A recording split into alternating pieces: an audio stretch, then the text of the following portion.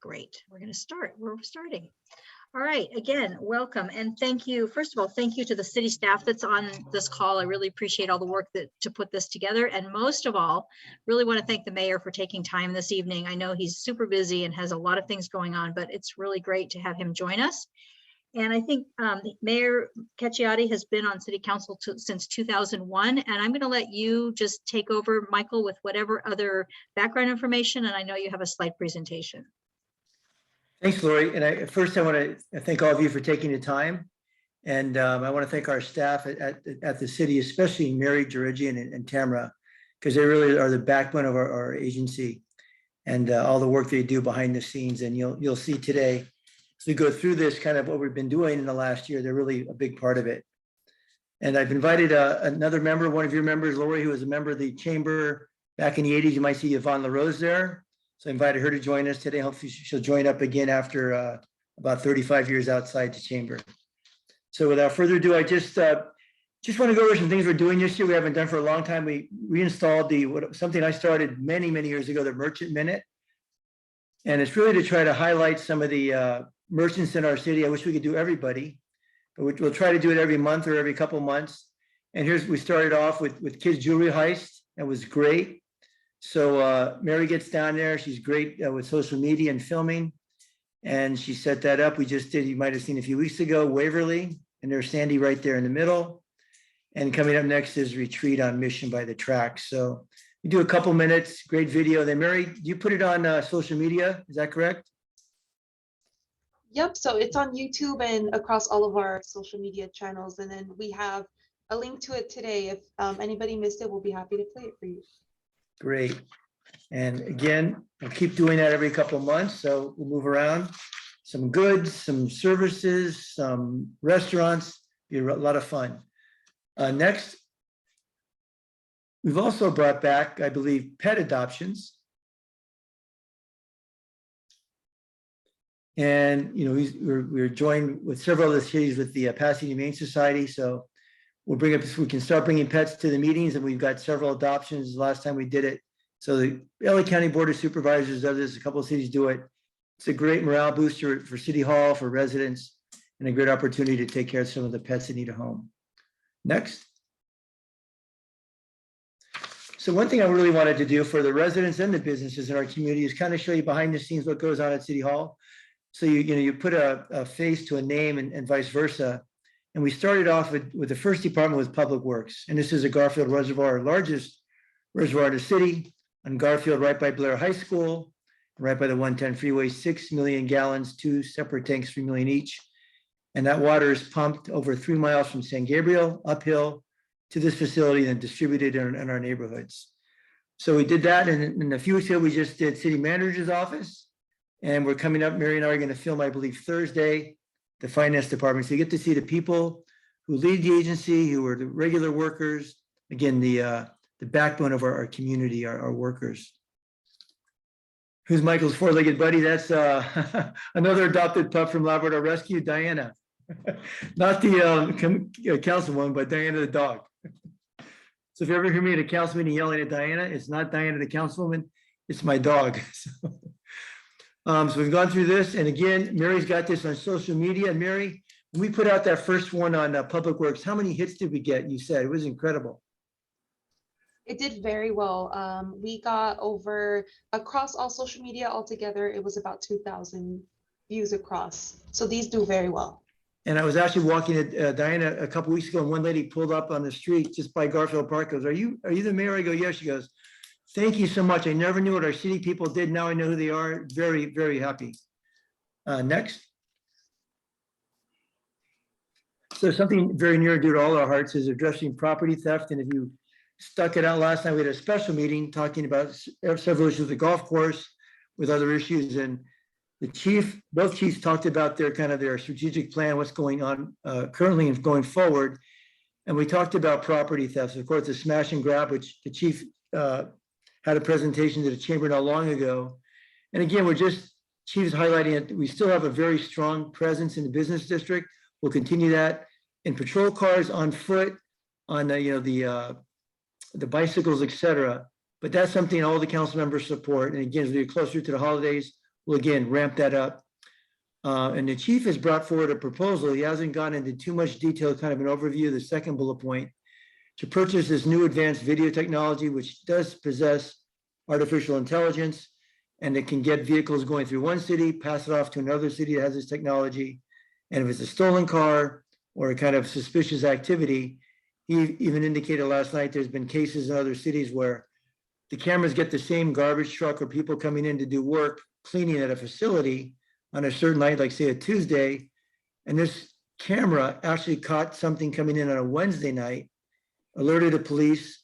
They got out there and made an arrest on a burglary because it was just out of character for this vehicle to be in that location. So really incredible technology and not very expensive either to install. The other big one, whether you're a business owner or a resident all over the state, all over the nation, the catalytic converter. I've been a victim. It's expensive, it's time consuming. So massive, our numbers from 20 to 21 doubled from 55 or so to 97, almost doubled. Around the nation, it doubled or tripled. Usually had one a week, then it started turning out to 2 a week.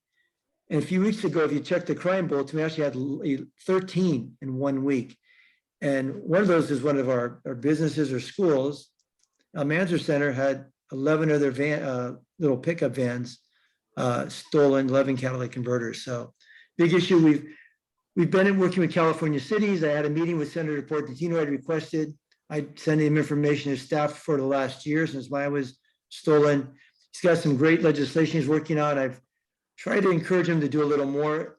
What happens is these thieves steal it, and most of the thieves are from out of county, out of state. That's pretty much the MO of other cities too, we found out. And they take it to these recycling places and they sell it.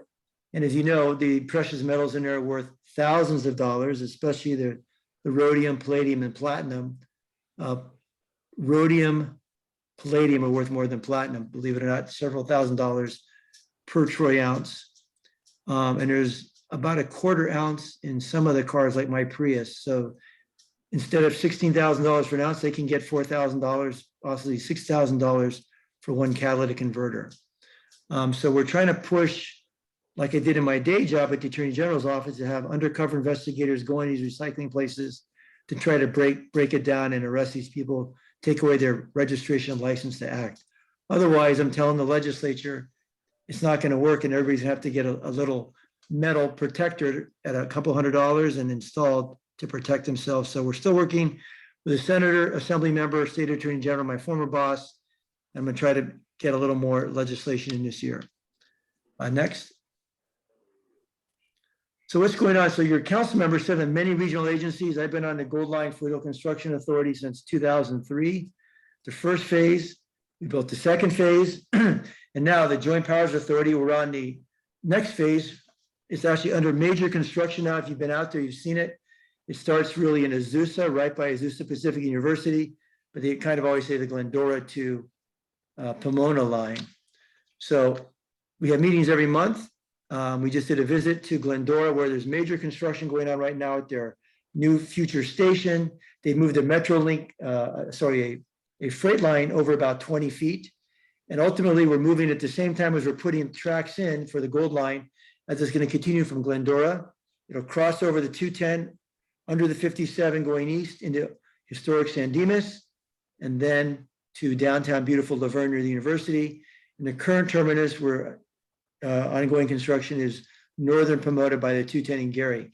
But if you notice the second bullet point, we have designs already done for Claremont to Montclair, but unfortunately that $500,000 price tag, as you know, with construction costs, et cetera, supply chain issues, went up to $740 million. So the entire San Gabriel Valley Legislative Caucus, all the cities have sent letters to the governor begging for money so we can finish that and not just stop in the middle of northern Pomona, but get to beautiful downtown Claremont, where there's also a Metrolink stop, and get into San Bernardino County, into Montclair. We're having some issues with the county of San Bernardino, but we're working on that. We're trying to get more money, but they really don't want to put it in. They want to, their vision is a little different from LA County. They're trying to get light rail farther east and more up north. Estimated completion date, at least, of our project to Glendora, to San Dimas, to Laverne, and to Pomona is January 2025. Once we finish construction, we hand it over as the Gold Line Construction Authority to Metro, who has 4 to 6 months of testing with their operators and the engineers till they start fair service. Next, and I'll take questions at the end, just if you have any questions, write them down. Next.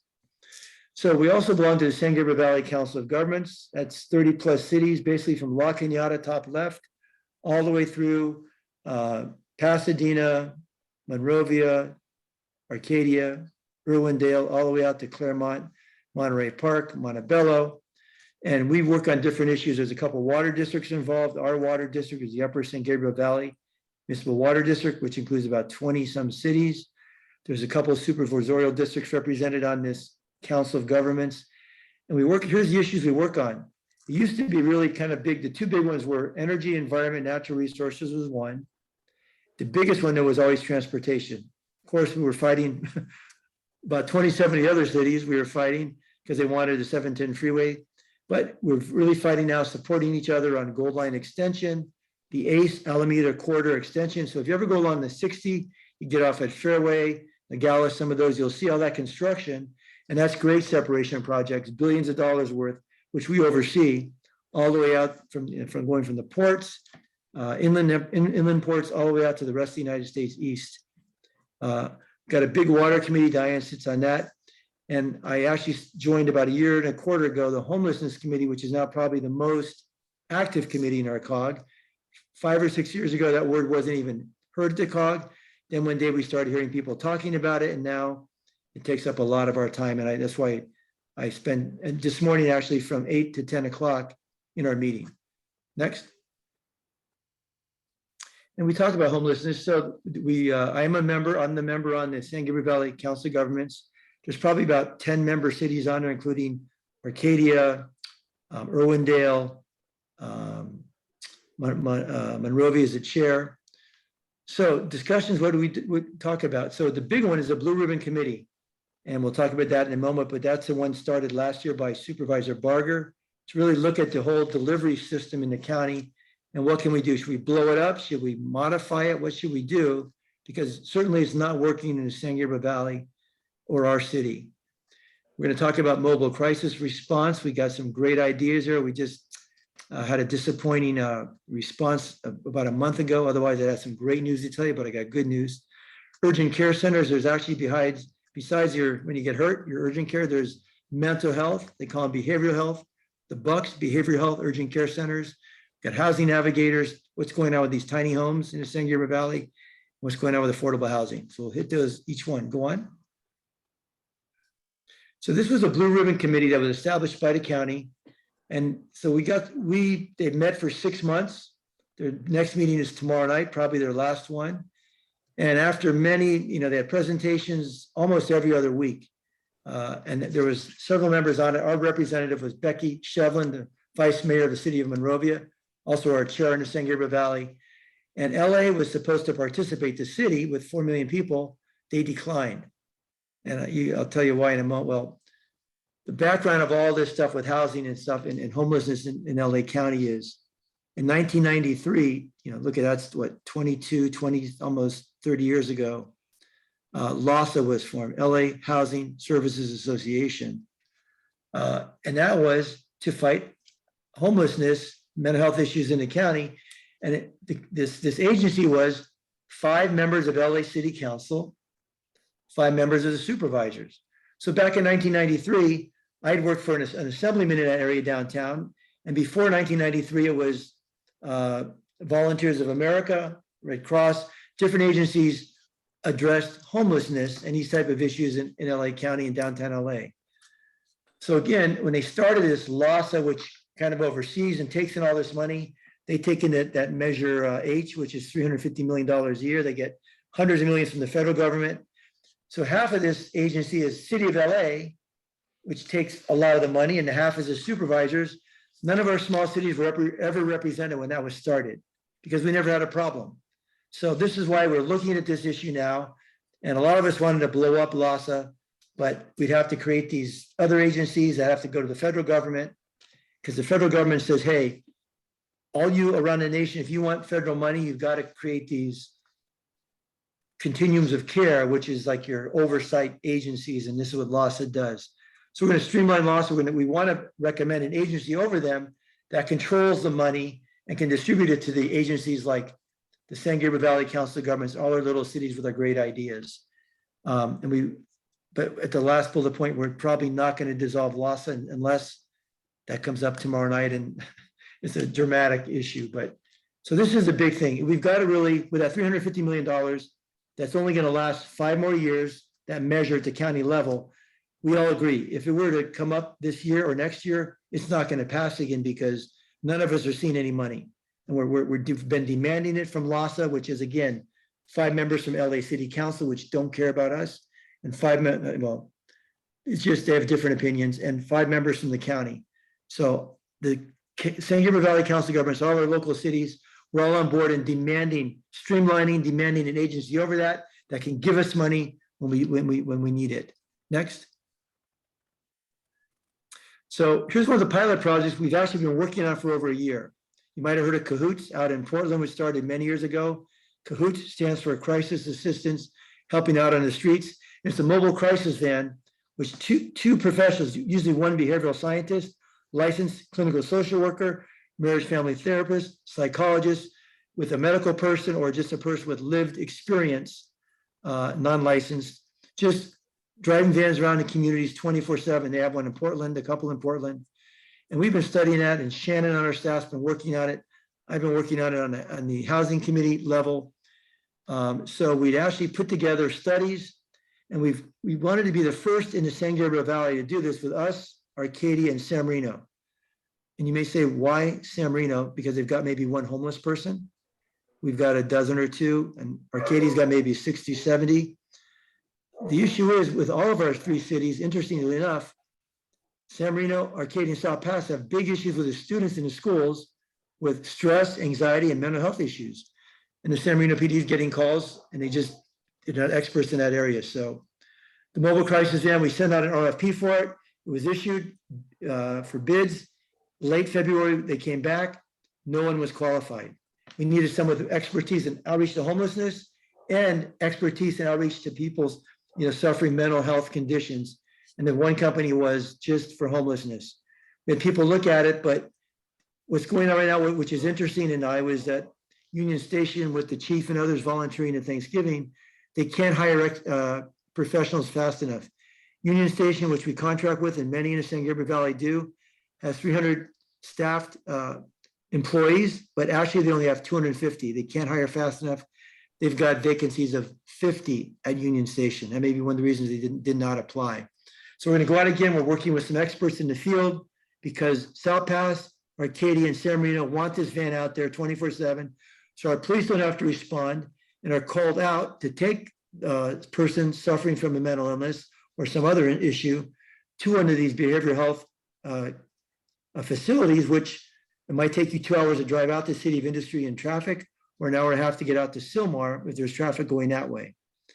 So as you said, next steps are working with experts in the area. Next.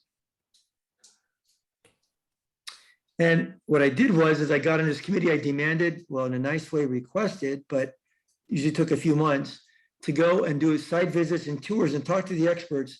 Where do our police take our mentally ill or people suffering a crisis, whether it's a family member housed or unhoused?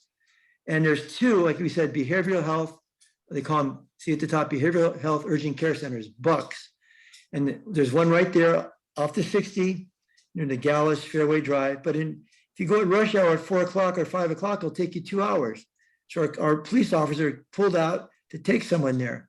And they have for youth and adults, and they're able to stay there for 24, 48 hours. And staff has told me they've actually had people there 72 or 4 or 5 days, because from there, they would actually assign them to a hospital, mental health hospital, and they're just not the beds. So rather than put them back on the streets, they really try to hold them a little longer than they're really required to. This is a great facility in an industrial area. And as I was there, ambulances were coming in from all over the county, people strapped down. They've got security, a couple security guards there because you never know what's going to happen, and psychologists, psychiatrists on staff, medical staff, doctors, nurses. It's expensive to operate, but it's needed. Next.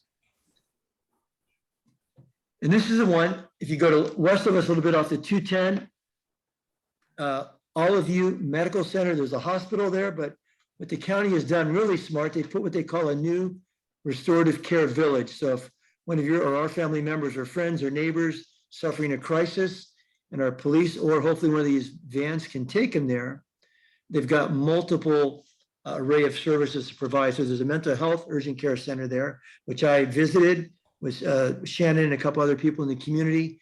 And again, that's only for adults though, but it's there on campus.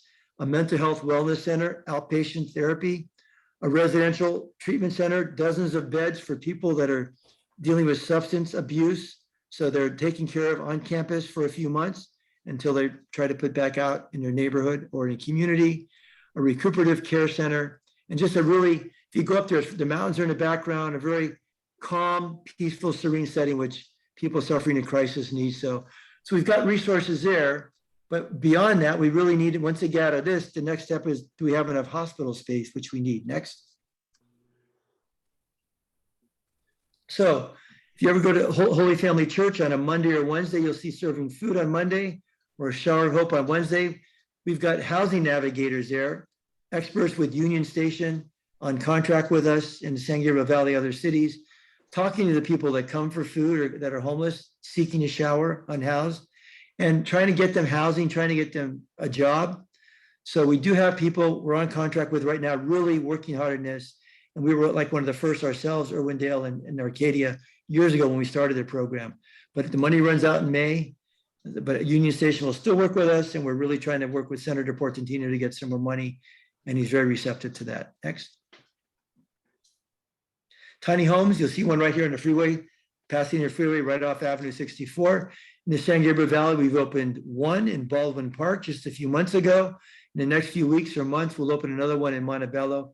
Those are those tiny prefab homes, about 10 by 10. And if your people really want to get off the streets, you can't do drugs. And you see this is a facility right here.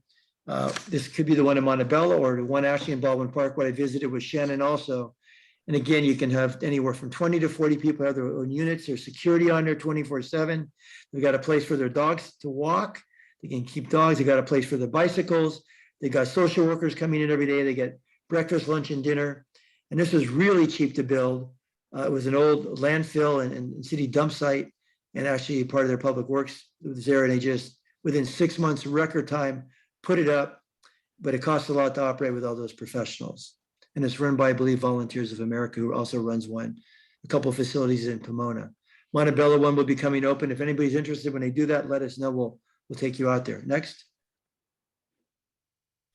So there's a lot of money for affordable housing. Projects have opened up in Claremont, Pomona, El Monte, and Alhambra. What it does is this is usually government-owned property. El Monte had a couple large facilities. Actually, El Monte bought 2 hotels or motels that were just, we had a presentation today from the city manager of Monte, and they bought for about $15 million. And unfortunately, they didn't realize the condition what it was in. It took $5 more million. So they probably ended up spending about $20 million. And they gave us a really good case scenario of what to look out for if you do buy properties. But in a few years, that's been used as temporary housing out. It will take in some families, some individuals that are on the streets in the San Gabriel Valley. So there's a number, and Claremont has some for seniors and also for veterans. So each of these affordable housing has different tax to it, low, moderate, for veterans, for seniors, for individuals. So this group in the San Gabriel Valley is doing a lot. And this you see on the right, San Gabriel Valley Regional Housing Trust, this is the money that comes in that will go to different cities that they need money. And Senator Rubio will be making a request to the governor this year for $100 million. We're all getting ready to write our letters to get that extra money out of the surplus. Next. And finally, this is kind of towards the end. And whether you're a resident or a commercial business, if you have a contract with a commercial gardening company to cut your grass or just bring the blower out like most people do, the banks do, a lot of the restaurants, you're going to have them convert over to electric by October 1st, 2022. The good thing is there's money available to state. I've testified many times on that, and as recently as 2 months ago, it's sitting in Sacramento. They're doing rulemaking. They've guaranteed me twice now on the phone because they said the agency handling is the California Air Resources Board will hold the money. Although we try to get it to LA, they wouldn't give it to us. They said, Mayor, we've watched your city, what you're doing. We're down there spying on you. We will have the money available in late summer. So we're looking at that. So there will be great money for incentive programs, hopefully 50% off, which would be about the price of a gas powered leaf blower. Never have to buy gas, oil, with all these tune-ups and changes like they have to do. So the benefits are to our health. This is actually a bigger source of pollution in California than cars are. So the lawn equipment people are using now is a larger source of NOx and other climate change causing pollution that damages our health, especially kids with asthma, and you'll save money over the long term. Any more there, Mary? That's it. Thank you. Any questions? Be happy to try to answer them or get back to you on those. And Lori, thank you for letting us give you some of the things we're doing this year in the region and locally. Thank you, Michael. What a great group of projects you've got going. Does anybody have any questions or comments for the mayor? Sam, did you have something? I'll just start off. Mayor, you've been on the council for a good number of years, and I think you've been mayor for at least 4 of those terms, if not 5. Have you seen what have you seen as far as the changes over those years, besides the pandemic and the homeless that we're facing now? Yes, Sam, I talked to, I was just, as I sit in the Gold Line Construction Authority, at our visit in the city of Glendora, we were chatting with there was about 8 or 9 mayors and council members and staff. And I was the chair of the Joint Powers Authority for the Gold Line Construction Authority is Vice Mayor of City of Laverne, Robin Carter. And, I sit in the AQMD, so I go to all my 34 cities I represent, including Laverne. And Robin just announced a few weeks ago she's going to resign. I said, and so I was asking, I said, Robin, you've only been on for 12 years. Well, 12 years is a long time. You got your life. But why are you resigning now? You're on the Gold Line. It's coming through your city in a couple of years. Wouldn't you want to be still on? She goes, Mike, it's just a different job than it was 12 years ago. She goes, the lack of civility, the lack of respect back and forth on it, whether it's on the dais or from the public. She's, and you hear this often. I chair the legislative committee of the largest air pollution district in the nation, the South Coast Air Quality Management District. And we've got hired top consultants in Washington and Sacramento. And they did a presentation at our last month's meeting that I chaired. And it was person after person. Well, it's going to be a dramatic changeover in the state assembly and state senate this year, the biggest we've ever seen, because people just don't want to run anymore. There's redistricting, but that's not the main reason. It's people just are burned out. There's been so many changes. Sam, you're right. This job I could do when I was a prosecutor at the Attorney General's office in Caltrans. I could do this, and get some sleep and still, get back for meetings at lunch, work late at night, work on weekends. I had to, Sam, I retired from the Attorney General's office many years early last year just because I couldn't keep up with the job. There's so many more responsibilities, and it's all the council members, it's what you put into it. But I really wanted to address the homeless issue, Sam. As you said, we know that, but 4 or 5 years ago, it wasn't even on our radar. And I've got meetings a couple of times a month just on the homeless issue, meetings, and then trying to understand the whole issue, Sam. So one thing I did, Sam, I was wondering, we're supposed to have all these services by the county, which is provided to us. So if there's a mental health emergency, there's Department of Mental Health has these crisis vans or teams that are out there. They're called Psychiatric Mobile Response Teams. And there's 3 in the San Gabriel Valley. We're called SPA 3, Service Provider Area 3, which is pretty much the San Gabriel Valley. And I've talked to our police. I've never seen one, Sam, in all my years in South Pasadena. So I called them. It took 3 months for this to happen, Sam. I demanded the county, I wanted to ride along. I want to go see what goes on your crisis calls. So about 2 months ago, I got Shannon and Bill Kelly. I got a call on a Sunday night, Mayor. We've got a special call in Pasadena. It's right off, I'll say it was just west of Lake and just south of Colorado. It's a family. This is an interesting call. They suffered a psychosis during COVID. We're going to be there 8 o'clock in the morning. Got there 8 o'clock. They had a team. It wasn't a van like I thought, Sam. It's two young licensed clinical social workers. The supervisor was there to oversee. And then I saw later, about 5 minutes later, Pasadena PD and her embedded psychologist showed up in one of their special teams. A husband and wife who, over the last 2 months, their friends hadn't seen them. So they asked the police to get over there. The police knocked the door down 2 days before, went in, there were no weapons. The husband and wife were living in the bathroom, hadn't gone out. They thought they were they rushed the Chinese, it was a Chinese American family. They thought the Chinese government, our government, was after them. The police said, this isn't our job, call the mental health. Sam, I was there for 3 hours. The team was trying to deal with this husband and wife. And actually they tried to escape from the building, from the condo. And I asked the supervisor while I'm out there back and forth, I said, how many calls you get a day in the San Gabriel Valley with your 3 teams? He goes, first of all, I can't hire fast enough, so I've only got 1 team, Mike, for 34 cities. And I said, so today's Monday, how many calls did you get Friday for this psychiatric mobile response team for all of us, Sam, all 34 cities?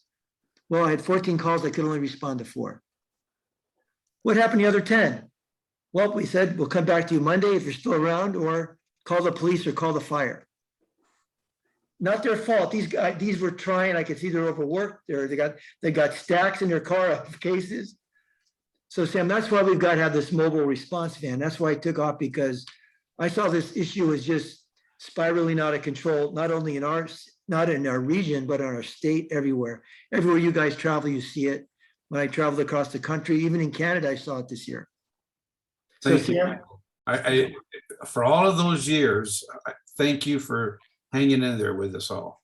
I appreciate it.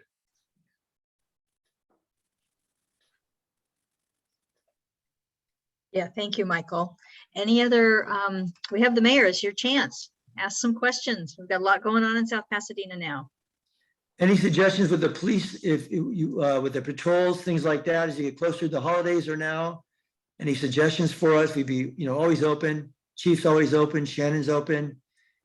Well, I do have to say that with during the holidays when the smash and grabs were pretty prevalent, and also most recently with some of the more recent armed burglaries and things that have happened regionally, the residents or the business owners, I should say, have really noticed the step up in patrol.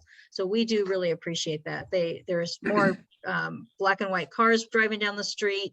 Sometimes they'll put a car out just as a decoy vehicle. There's more bicycles and just walking the beats. So we do appreciate the police really stepping up just to make the business owners feel a little bit more secure. Thanks, Lori. And they've really put more in the budget. You're right. If you, when there's two meetings that Sam was watching at 1:12, I'm not sure why he was up that late. But when I got home and walked the dog, both those times I saw unmarked patrol cars flying around in neighborhoods. So Chief has, we've got a couple more every single night because, well, not only nighttime, daytime, because these thefts occur, as 24/7. And just collaborating with the business owners. I mean, just getting the business owners to meet each other and have each other's phone numbers or cell phones, because obviously the police can't be everywhere. And if they see something that looks funny or somebody's having a mental health crisis, they can alert their neighbor, and maybe they can't make a phone call, but the neighbor could, that sort of thing. So that's been great. Laura, your counterpart in when I was at a MRF facility that was the groundbreaking in City of Irwindale, materials recovery facility, where our trash will soon be going in about 3 years when it's completed. There was members from all the local cities. I was talking to the chair of the Azusa chamber. I forget his name. He was a former sheriff. We were chatting about smash and grab, and he said, I own a business and it's right down the street. And he goes, I got 3 or 4 unhoused people. And they break in this shop, they break in that shop, and it's we've tried, and when you talk to Shannon, we offer services. Whenever I see somebody in a park, I say, Shannon, please send an officer first. Officer offers help, and offer services. We give them food, we offer bedding, we offer, a lot of them take us up on it. There's actually a mom and daughter, African-American mom and daughter I saw in the park about 2.5 months ago for a week. And I watched them, there's something different about them. And one day they had a little dog and I walked by and started chatting with them. They were really sweet. And I said, Shannon, actually they were living under a tree that was overgrown at Garfield Park by the children's play area. So you couldn't see them unless you walked through the park and looked closely. And then I said, Shannon, go out there. And he said, Mayor, this is unbelievable. They want help. So within a day we were there, we tracked them down. They were wonderful. I said, how'd you get here? They said, we lost our housing in Seattle, came to LA. We were living in Pasadena. It was a little rough. We just looked on a map. We saw South Pasadena, this beautiful park, and we found him. We were here for a week and we got him, and we haven't heard back from him in 2 months. And the thing was with the dog, we were having trouble. Shannon told, I won't say who he said, he says, the dog goes with him. They're not going to leave that dog. So we do our best. I mean, this is a big issue, and this is, when we did our survey this year, Lori, and Chamber, the number 1 or 2 issues were of course, the infrastructure, the sidewalks, the curbs, but right next to it was unhoused, homelessness issues, mental health. And this van will be used for, again, not just homeless, but people housed that are suffering mental illness and mental conditions in our schools, because the kids, the numbers have exploded. So go ahead, Sherry, you had a question? Unmute yourself. Yes. Hi, Michael. Hi, Sherry. My question is off topic from the presentation. Is that all right? Of course, yeah, I can try. Okay.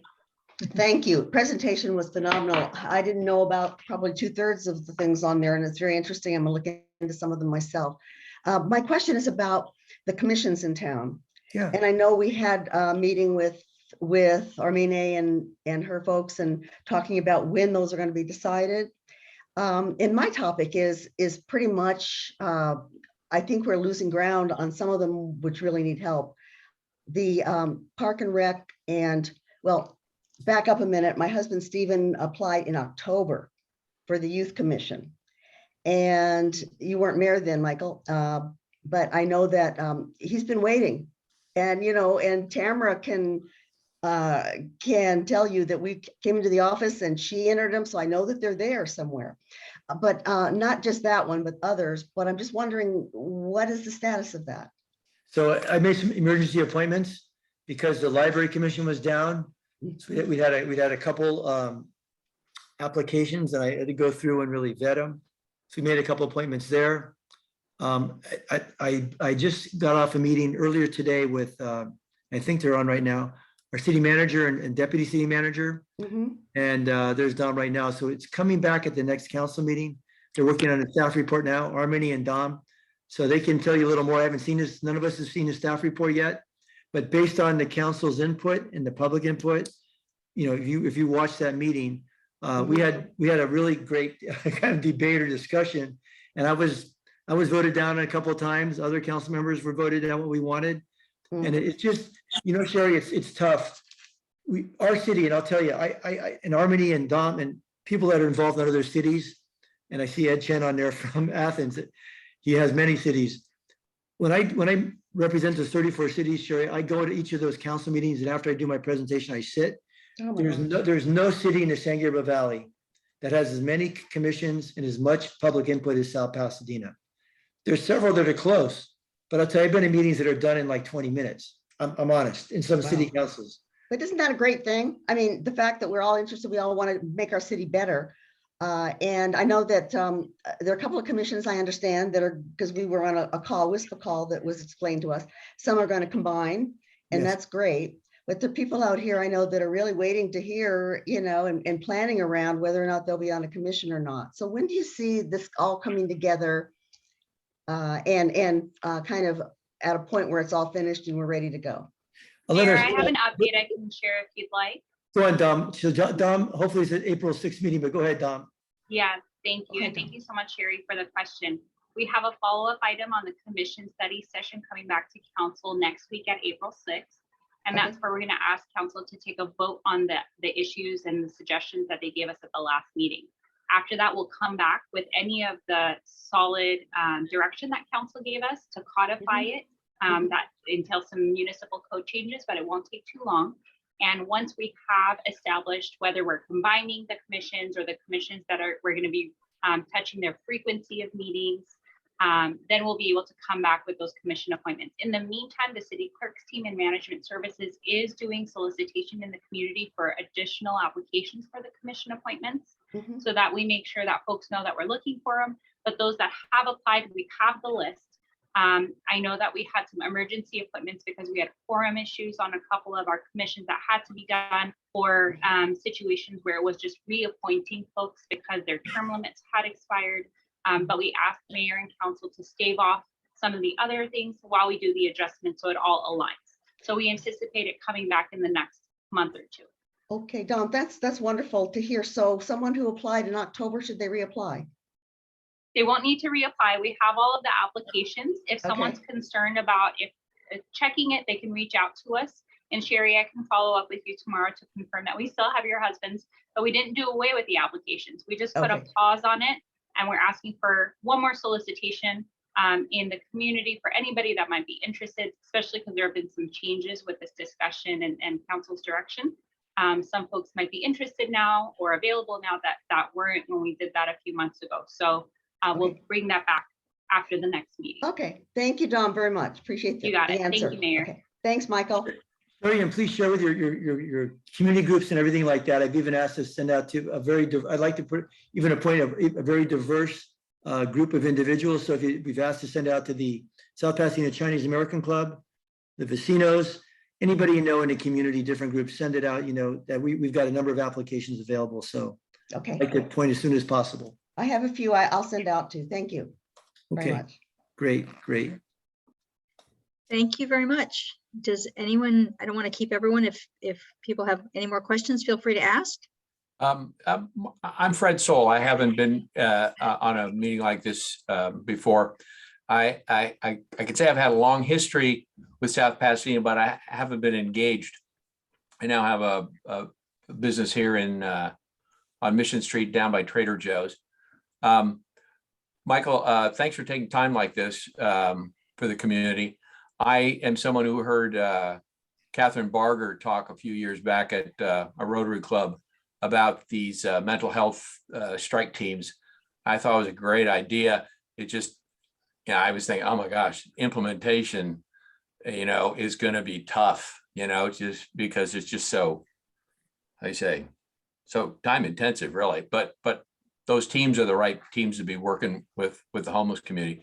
I'm from San Marino, so it was great to see the task force include the three communities. I think a lot more collaboration like that is gonna be the way to go. I had to step away because I had a call from a client. Did you talk at all about anything going on with the business community or like the mission specific plan?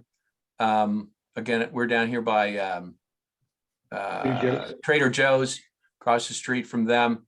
I heard that actually they reached out to us to see if they could get some parking space because for their employees, because I guess there was some muggings or something that down this way.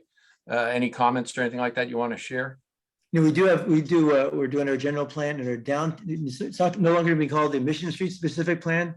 Yeah. But the downtown, so Harmony and Dom, we should have our regular council meetings twice a month, but you'll see in April and May, we have a lot of special meetings. And our staff, our community development staff, which is run by Angelica Frostalupo, we're doing some presentations on, I think it's gonna be called Everything Housing. So we're gonna give you, we've got all the cities in the state, you probably heard, have got I know. RENA numbers. So the RENA numbers, which are just overwhelming for all the cities, especially in the San Gabriel Valley. But we do have a downtown specific plan, which is Mission and Fair Oaks. Okay, I appreciate you. I first time on, I want to kind of scope out how things are done. I appreciate you letting me ask those questions. Mayor, I can also chime in. I was going Please. to say, it's very nice to meet you. And if you'd like, we can certainly, Dom and I can make ourselves available to any of you that'd like to have maybe some conversations as a follow-up to this, where Sure. we'd be more than happy to sit down with you, happy to meet another business owner in the city. It would be a great opportunity to get to know you and maybe share with you some of our plans. So Great. Dom, if you don't mind putting our contact information in the chat, For any of you who might be interested in a follow-up, we'd be more than happy to do a sit down with you separately and go through all of our plans. Thanks. Thank you very much. Thank you. Thanks. Anybody else? All right, Lori, well, can I- Mike, I just want to Can I ask you check, a question? I just wanted to check to see if Shannon was out of uniform. He was down at the opening night over at Little League, dressed up in our mascot. Lori, can I ask you a He's question? not even coming up. sure. Just curious, I wasn't able to make that movie Holy Frit. How did you, how much did you negotiate with the theater, and how much did they charge you? And would you be able to help the city if we ever needed to negotiate for the use of that theater? And what's it like inside? I think Sam, we were chatting about it the other night when Sam took over the Test Festival Balloons Committee. There was a government overthrow and Sam took over, but go on, Lori. It was a great experience. The folks at Mosaic and a couple of people on the call can chime in too. Chris, I think you were there, and Sam. But I think the event overall went really well. It was great to go inside the theater and see it. The Mosaic people were more than welcoming to us, and very happy to have the community and hope to do more of these kinds of open to the public type presentations. They've come out of 2 years of COVID and being shut down, and now a whole lot of renovations inside the building. But I think they've done a great job, and like I said, they were more than welcoming. So Lori, do they have on the stage, if we were to do I'm just in the future as we're looking at this, because I haven't been there since we did a Clean Air Car Show in like 2007. We rented it for like $1,000. We did a movie on the screen, Inconvenient Truth, back then. But what's it do? So if we did perform, can people act on the stage, or what's it like?